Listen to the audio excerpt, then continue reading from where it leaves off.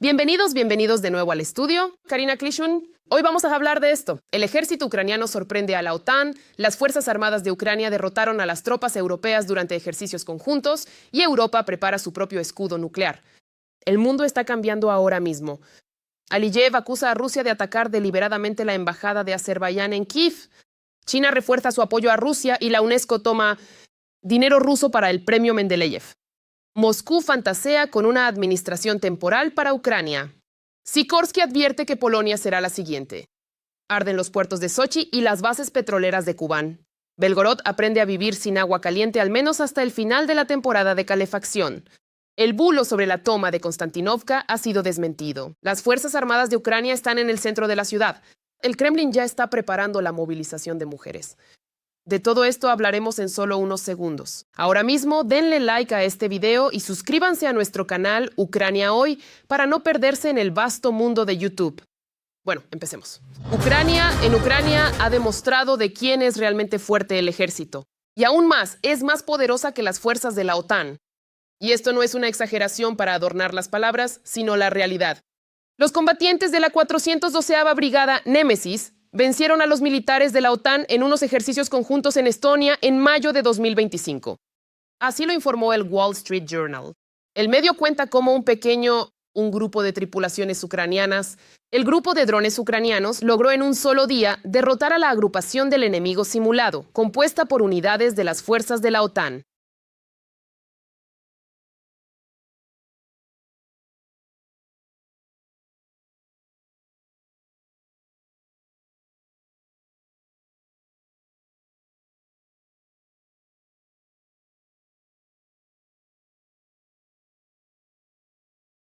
El equipo ucraniano incluía operadores de drones, brigadas CCBS, RAROK y la Legión Internacional de la Dirección Principal de Inteligencia. Las fuerzas de defensa de Ucrania han demostrado una vez más que tenemos motivos para estar orgullosos. Leyendo los comentarios bajo los episodios anteriores, veo que muchos nos ven desde Kazajistán, Moldavia, Europa e incluso Estados Unidos. Este año en Kazajistán y en Europa ya no hubo. Escriban también bajo este episodio desde qué país nos ven y si en su país apoyan nuestra lucha contra el imperio del mal. Leo sus comentarios con gusto. Seguimos con lo más interesante y noticias de la Conferencia de Seguridad de Múnich. Sobre las declaraciones del presidente de Ucrania. Este año, como Rusia no sigue las reglas, el ejército ucraniano es el más fuerte de Europa y, según Zelensky, debe estar en la OTAN. Añadió que ellos mantienen el frente europeo.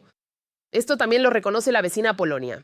El ministro de Asuntos Exteriores del país, Radosław Sikorski, dice que si Ucrania es conquistada, ellos serán los siguientes.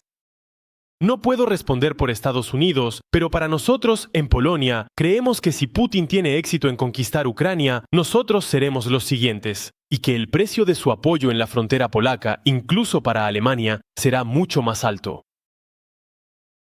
Y de hecho, sobre la paz y el fin de la guerra. El presidente de Ucrania dice que estamos listos para un acuerdo si, por supuesto, trae una paz real. Ucrania está lista para un acuerdo que traiga una paz real para nosotros, para Ucrania, para Europa. Y estoy seguro de que esta guerra puede terminar y terminar con dignidad. Eso es lo más importante para nosotros, con dignidad. Y les hemos dado a nuestros socios todo lo que consideramos que debe incluir ese acuerdo. Y estamos listos para invertir en la seguridad común. Todo lo que hemos aprendido mientras nos defendíamos durante estos años de guerra. En el contexto de las negociaciones de paz, Zelensky se reunió en Múnich con el secretario de Estado de EEUU, Marco Rubio. Después de la reunión con Rubio, Zelensky también habló con Jared Kushner y Steve Witkoff. Cabe añadir aquí que estas negociaciones tuvieron lugar en vísperas de las próximas conversaciones trilaterales en Ginebra. Por cierto, en estas negociaciones, según Rustem Umerov, Ucrania planteará la cuestión de una tregua energética. Y de hecho, hablemos de la energía. Rusia utiliza muchos misiles balísticos y lleva a cabo ataques combinados. La mayoría de los ataques se dirigen contra nuestras centrales eléctricas y otra infraestructura crítica.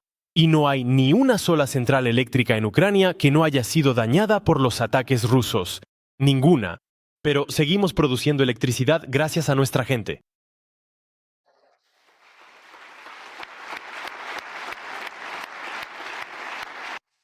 En Múnich se logró llegar a un acuerdo con los líderes del formato de Berlín sobre paquetes de ayuda energética y militar para Ucrania hasta el 24 de febrero.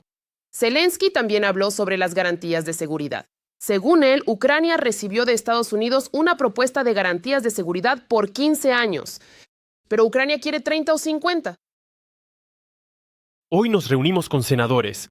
Dijimos que realmente queremos aumentar las garantías de seguridad en años para que sean más efectivas para los inversores. Ahora tuvimos una reunión con inversores, con empresarios, y para ellos se necesitan garantías que duren más de 5 a 10 años, y así sucesivamente. Hoy tenemos una propuesta de la parte estadounidense por 15 años. Queremos tener 20 años, o incluso 30, 50. ¿A qué se comprometerán la administración y el Congreso? En cuanto al Donbass, Ucrania, como dice Zelensky, no tiene intención de entregarlo a Rusia a pesar de los deseos de Putin.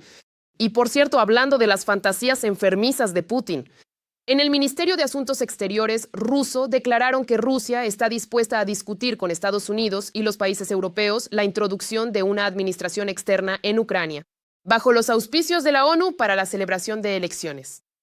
Lo traduzco al lenguaje humano. Rusia quiere ver a sus marionetas al frente de Ucrania. Por cierto, por esto mismo, Rusia incluso está dispuesta a garantizar la ausencia de ataques el día de las elecciones en Ucrania si Kiev lleva a cabo los comicios. Por cierto, ¿Zelensky está dispuesto a hacer lo mismo? El presidente dice que Ucrania puede declarar una tregua para los rusos si ellos celebran elecciones en Rusia. Estamos listos para declarar una tregua para los rusos si ellos celebran elecciones en Rusia.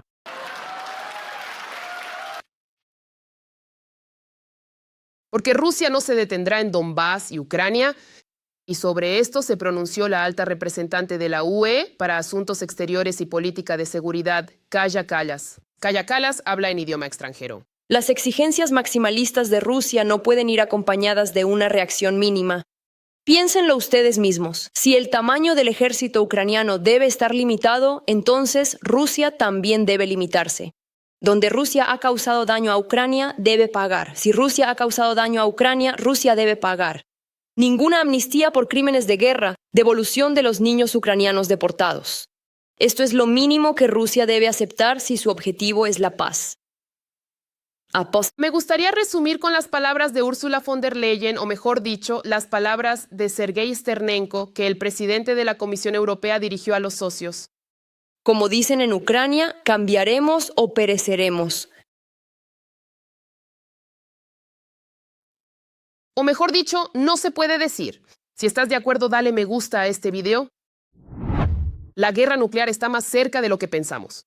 Por primera vez desde la Guerra Fría, Alemania y Francia mantienen conversaciones secretas sobre el arsenal nuclear de la UE y están considerando la posibilidad de utilizar armas nucleares para disuadir a sus adversarios.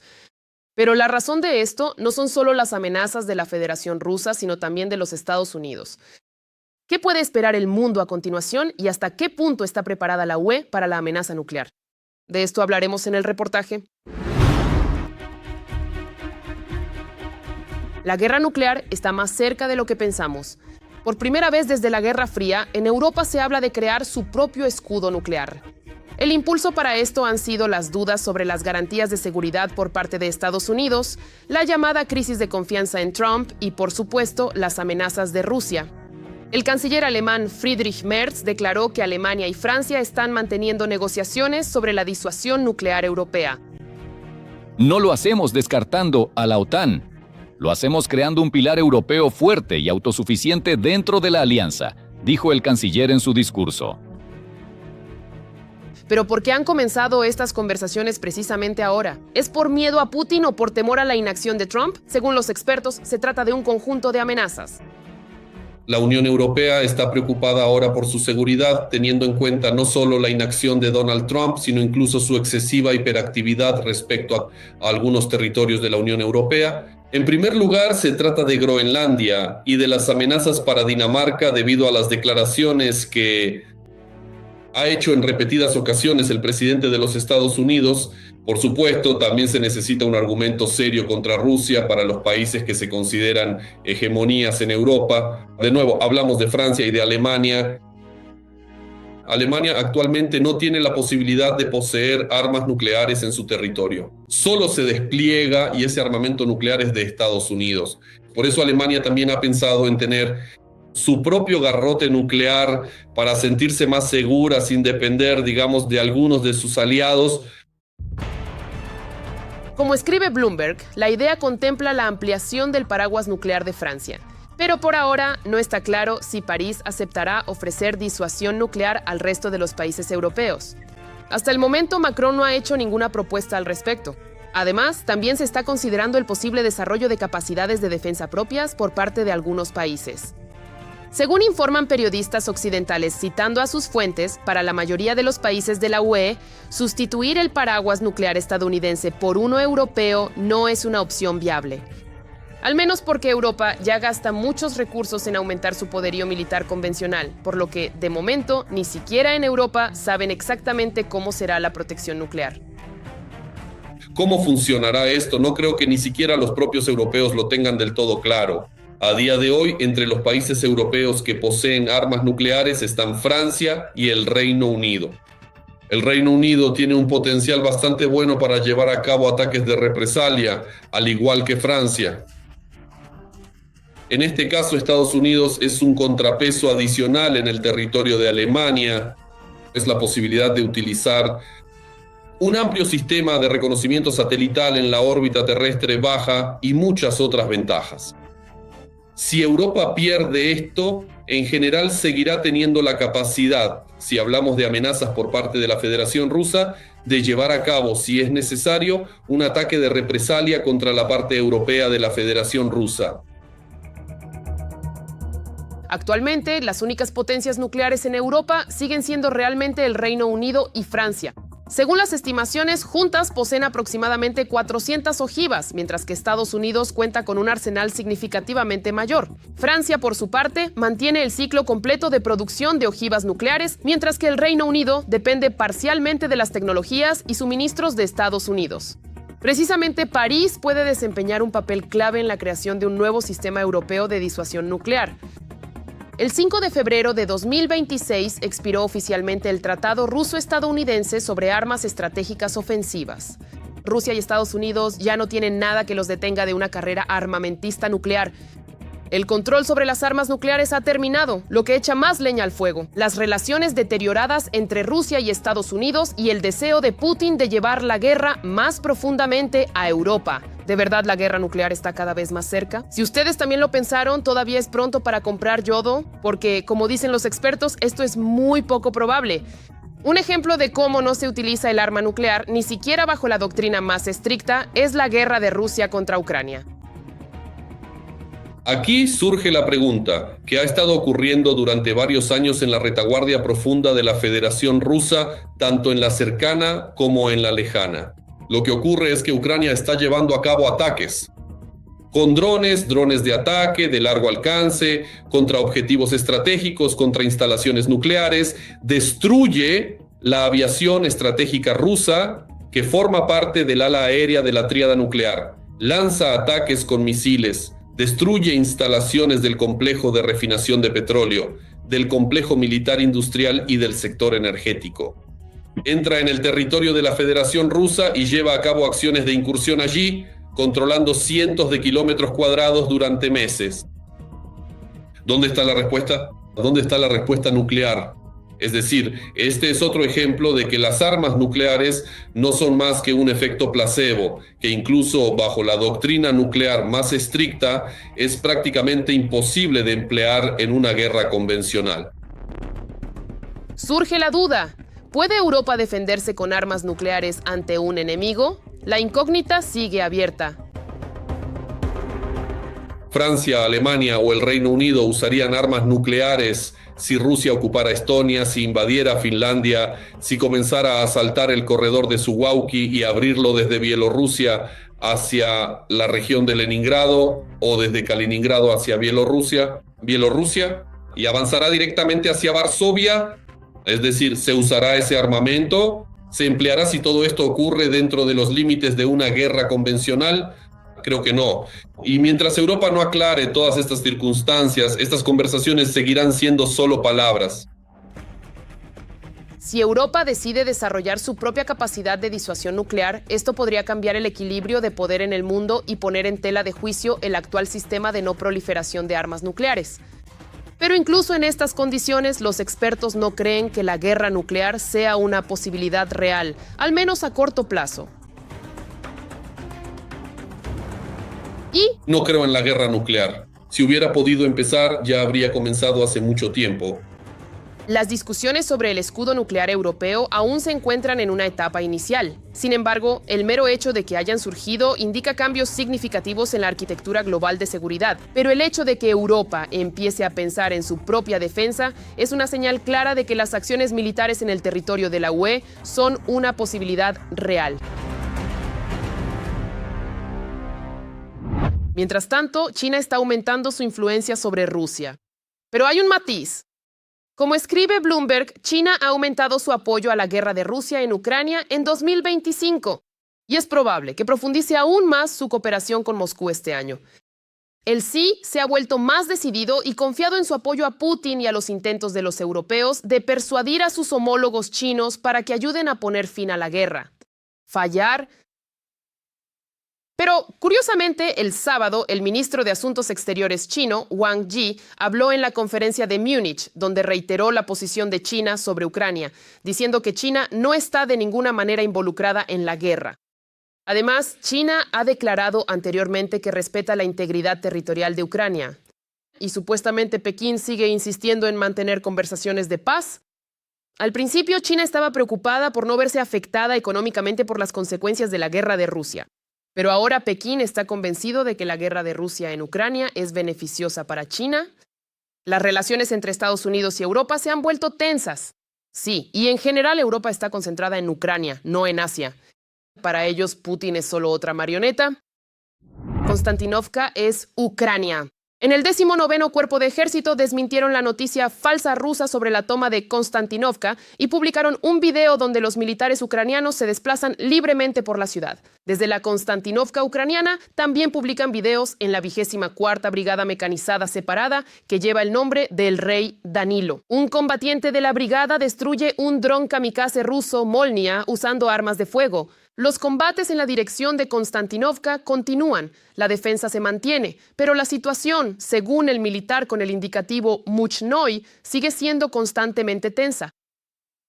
La línea de enfrentamiento no ha cambiado drásticamente, pero el enemigo ejerce presión sistemática sobre la ciudad. Artillería y FABs atacan los edificios altos, intentando eliminar los puntos dominantes desde los cuales se realiza la observación y la corrección del fuego. La táctica es clara: destruir la vertical de la defensa, debilitar el control sobre los barrios y obligar a retirarse de las posiciones ventajosas. Los enemigos utilizan activamente las FAB en la dirección de Pokrovsk. Moshnoy escribe que el enemigo ataca por zonas, intentando destruir los refugios y eliminar la logística. Sin embargo, no se observa un avance significativo. Existe el terror aéreo, pero hasta ahora los regalos no han dado resultados tácticos en tierra. Nuestras unidades realizaron un trabajo preciso contra los grupos móviles. Se cubrió a los motociclistas enemigos en Pokrovsk, cerca del barrio Lazurny. Todos quedaron bajo fuego. De este modo, se frustra su intento de concentrarse en la ciudad. Hay una confirmación visual del trabajo efectivo de las fuerzas de defensa de Ucrania. Los pilotos de la 414 Ava Brigada de Ptaki Madyar, en la dirección de Pokrovsk, destruyeron la tripulación de un vehículo Wasset con el techo recortado. Quedaron atrapados en el alambre de púas. Además, los defensores ucranianos publican un video desde Mirnohrad. Los paracaidistas de la 79ª Brigada de Asalto Aerotransportada continúan cazando a los ocupantes en la zona del asentamiento. El enemigo continúa utilizando la táctica de pequeños grupos de infantería y no cesa en sus intentos de rodear la ciudad por el norte y cercarla. Pero nuestros cosacos reducen los esfuerzos del enemigo a cero, y mientras las Fuerzas Armadas de Ucrania desmantelan al ocupante en el frente, Rusia sigue intentando resolver el problema de la desconexión de los Starlinks. El asesor del ministro de Defensa, Sergei Flash-Beskresnov, escribe que los rusos están probando la comunicación en una plataforma en la estratosfera. Incluso hay un video del lanzamiento de la plataforma 5G estratosférica no tripulada Barach 1. Por muy poco fiable que parezca, esta opción para compensar el bloqueo de Starlink es efectiva. Los desarrolladores presumieron de que la plataforma puede elevar hasta 100 kilogramos de carga a una altura de hasta 20 kilómetros. Pero, como escriben, utilizan un sistema de lastre neumático para cambiar la altitud y aprovechar los vientos. Puede maniobrar, mantener una posición determinada en el aire y moverse siguiendo una trayectoria establecida. Al mismo tiempo, los rusos reconocen abiertamente que consideran la plataforma como una alternativa a las constelaciones de satélites y planean trabajar en una tarea prioritaria: el establecimiento de comunicación con el estándar 5G NTN. Pero como dice Beskresnov, para cada uno de estos inventos rusos existe una contramedida. Por ejemplo, estos estratosféricos pueden ser derribados por un S-300, pero me parece que las fuerzas de defensa idearán aún algunas opciones de reserva más. No dejo de admirar el coraje y el heroísmo de los soldados ucranianos. Ellos mantienen el frente y resisten a un enorme ejército que los supera ampliamente en número. Por eso, los invito a apoyar a las Fuerzas Armadas de Ucrania y si no tienen la posibilidad de hacerlo económicamente, escríbanles palabras de apoyo en los comentarios. Sé que nos están viendo. Todo les va según lo planeado y todo es exitoso. Pero hay un pero. Realmente faltan militares porque Ucrania está aumentando el número de rusos 200. Ahora en los pasillos del Kremlin discuten la movilización de mujeres. Como informan los medios rusos, el Ministerio de Defensa de la Federación Rusa ha establecido un plan para atraer de manera más activa a mujeres al servicio por contrato. Y todo esto para proteger objetos estratégicos en la retaguardia profunda. Las mujeres no sirven como asaltantes, pero potencialmente pueden derribar un dron simulado. Para el verano queremos atraer a 100.000 rusas adicionales, dice una fuente del Ministerio de Defensa. Él enfatizó que los pagos para ellas no serán los mismos que para quienes van a la operación militar especial. Además, tienen problemas evidentes incluso para reclutar hombres para la guerra. Cada vez menos personas quieren ir al frente, porque antes iban por el dinero, pero ahora los pagos se han reducido y el riesgo es mayor. ¿Le diste like? Ve a la cárcel. La inteligencia ucraniana ha revelado represalias en Rusia por actividad inapropiada en la red. Según la información del Servicio de Inteligencia Exterior, desde diciembre de 2025, en Rusia existe un artículo que permite castigar a las personas incluso por el simple hecho de hacer una consulta en el buscador. El teléfono ya no es privado en Rusia. Además, las represalias se llevan a cabo no solo en el territorio de Rusia, sino también en los territorios temporalmente ocupados de Ucrania. El Tribunal de Ocupación de Zaporilla condenó a una pensionista de 69 años de Tokmak, que actualmente se encuentra bajo ocupación, a 15 años de prisión por hacer donaciones a las Fuerzas Armadas de Ucrania.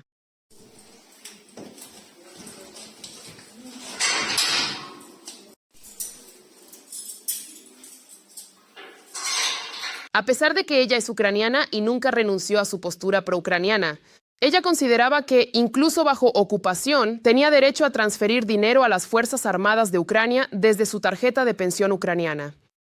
Pero los rusos una vez más demostraron que allí nadie tiene derecho a nada. La acusaron de traición a la patria. Rusia está endeudada hasta el cuello. En los últimos 20 años, la deuda externa del país agresor ha alcanzado un nivel récord en 2 décadas. Debido a las sanciones y los problemas económicos, las empresas rusas están operando con pérdidas. Nuestros periodistas contarán si hay una salida a esta situación y en qué condiciones. Rusia debe a acreedores externos casi 62.000 millones de dólares, lo que supone un récord en los últimos 20 años. La deuda externa de Rusia incluye las obligaciones del gobierno con no residentes en moneda extranjera. Esto forma parte de la deuda externa total del país, que también corresponde a bancos, empresas estatales y privadas, así como a diversas organizaciones. Los acreedores occidentales, en esencia, procedieron a congelar los activos rusos. Bueno, en consecuencia diré esto: varios miles de millones de dólares que Rusia debe a otros países simplemente no los paga. Al 1 de enero de 2026, el Banco de Rusia estimaba la deuda externa del país en 319,8 mil millones de dólares. En solo un año aumentó en 30.000 millones de dólares o un 10,4%. Además, los mercados internacionales y locales para los diversos productos de origen ruso están experimentando una tendencia que sigue cayendo drásticamente. China cada vez compra menos carbón, prácticamente ha dejado de comprar acero. Lo que está pasando con los precios del petróleo es bien conocido por todos. El precio del petróleo ruso prácticamente se ha reducido a la mitad. Debido a las sanciones y a la economía en declive, las empresas rusas han registrado una pérdida histórica récord de 7,5 billones de rublos. Desde 2023, este indicador casi se ha duplicado. El costo de servicio de los créditos en Rusia es muy alto y los intereses que pagan se cargan al costo de producción. De este modo, el costo de producción aumenta drásticamente. Además, es importante notar que los mercados internacionales para los diversos productos rusos están cayendo de manera estrepitosa y constante en la actualidad. Según los datos de Rosstat, los sectores que más sufren son, en primer lugar, la metalurgia y la refinación de petróleo, el comercio mayorista y la extracción de minerales. También enfrentan dificultades los desarrolladores inmobiliarios, las empresas de ingeniería de transporte y la industria ligera. Diferentes factores afectan a diferentes sectores. Algunos dependen del mercado interno. Por ejemplo, si hablamos de los desarrolladores inmobiliarios, construyen apartamentos pero nadie los compra. En consecuencia, hay una crisis para los desarrolladores y constructores y no se ve el final. La empresa más grande que construía viviendas prácticamente le pidió al Estado que cubriera sus pérdidas, pero lo más probable, la respuesta será negativa y es el primer candidato a la quiebra, una gran quiebra. Reducción de inversiones y fuga de depositantes de los bancos. Ese destino para su país lo predijo el subdirector del Comité de Política Económica de la Duma Estatal, Nikolai Arefiev. Además, Arefiev declaró que existe una conspiración entre el Banco Central y el gobierno, quienes ocultan la verdadera inflación. Al mismo tiempo, en el presupuesto actualmente faltan 5 billones de rublos. En primer lugar, quiero felicitarles por esto. El presidente de Azerbaiyán, Ilham Aliyev, acusó a Rusia de ataques deliberados contra instalaciones azerbaiyanas en Ucrania. Según él, hubo 3 ataques contra la infraestructura energética de Azerbaiyán y 3 veces contra la embajada del país. Tras el primer incidente, Bakú proporcionó a la parte rusa las coordenadas exactas de todas las representaciones diplomáticas, incluidos los consulados y centros culturales. A pesar de esto, los ataques se repitieron 2 veces más. Aliyev declaró que considera esto como un paso inamistoso y subrayó que Azerbaiyán actúa exclusivamente por medios diplomáticos. Se informó al embajador y se entregó una nota de protesta. Incluso aquellos que alguna vez estuvieron atados al Kremlin han empezado a darle la espalda. Apenas nos habíamos recuperado de la vergonzosa descalificación por parte del COI de nuestro esqueletonista Vladislav Heraskevich en los Juegos Olímpicos de 2026. Solo por querer competir con un casco conmemorativo con los retratos de deportistas ucranianos asesinados por Rusia. Ahora, otro golpe más. La UNESCO acaba de anunciar un concurso para el premio que lleva el nombre de Mendeleev. Sí, Rusia. 2 ganadores recibirán $250,000 cada uno del gobierno del país agresor por logros en química, física, matemáticas y biología. El Museo Nacional de Historia de Ucrania ya ha instado a la UNESCO a cancelar este premio. Y recordó que Rusia está destruyendo nuestros institutos científicos y matando a científicos. Se dirigieron directamente a los científicos. En el museo incluso trajeron a la memoria la polémica descalificación de Giroskevich por el llamado casco en memoria de los fallecidos. Un gesto que el COI etiquetó formalmente como un acto político. Y debido a esto, enviaron una consulta formal a la UNESCO preguntando si este premio otorgado por un país terrorista no resulta ser también, en esencia, algo político.